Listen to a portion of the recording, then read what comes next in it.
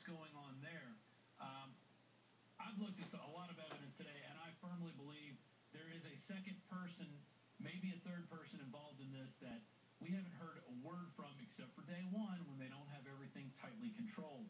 But first, I want to go to Lieutenant J. Paul Vance, who put out a press release today saying they'll prosecute anyone spreading info not giving out by the Connecticut police. And let's go to that video. One thing that's becoming somewhat of a concern, and that is misinformation is being posted on social media sites. These issues are crimes. They will be investigated statewide and federally, and prosecution will take place when people perpetrating this information are identified. Yeah, so you ask questions on the internet, you analyze the video that the mainstream media's put out, you look at witness testimony, and then you put that on your social media network site. Well, now we're going to prosecute you. And it's basically already started. Facebook suspends account for questioning official narrative of shooting. This is from Paul Joseph Watson. This came out today. Facebook is suspending user accounts that question the official narrative behind the Sandy Hook School massacre following a warning by Connecticut State Police spokesman J. Paul Vance that misinformation posted on social media sites would result in prosecution. And what did they suspend this user's account for? And this is from Secrets of the Fed. This is their account.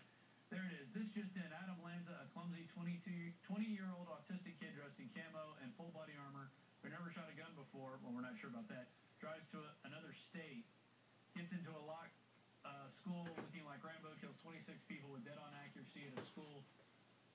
His mother, a retired teacher who no one ever heard of before, used to work years before, and allegedly killing her with a gun that belonged to her in the first place, then takes his own life. That's the news, and people will blindly see or believe it.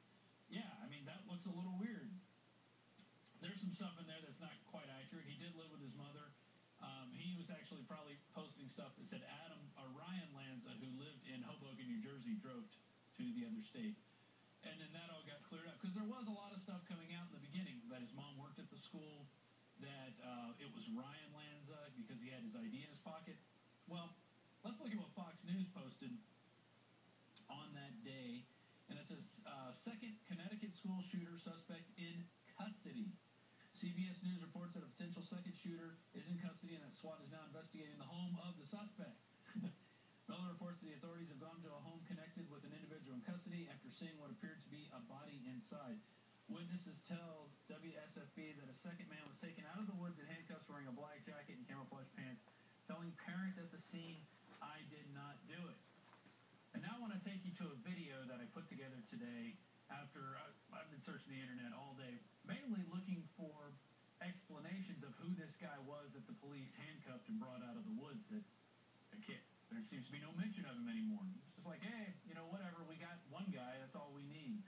So this video starts off with some overhead helicopter footage with a correspondent talking about how they've confirmed reports that from the state police that they have a second guy in custody.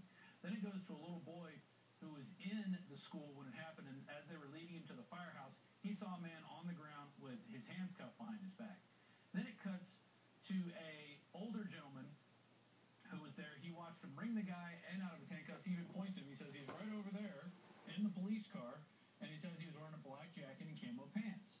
Then it's going to cut to some overhead helicopter footage that didn't have any sound to it. So the sound I put was some sound from a police scanner going on that day, recorded, of cops basically getting reports of two shadows that were seen running along the gym wall, and then you can hear the cops chasing two suspects, and then later on, which I didn't capture that and put that in there, you can actually hear him say, "We have a man down prone." But the video it continues on, and there'll be no audio, and I'll talk over that, and you can actually see the cops up in the woods surrounding a guy who's on the ground. Okay? We haven't heard a word of this person.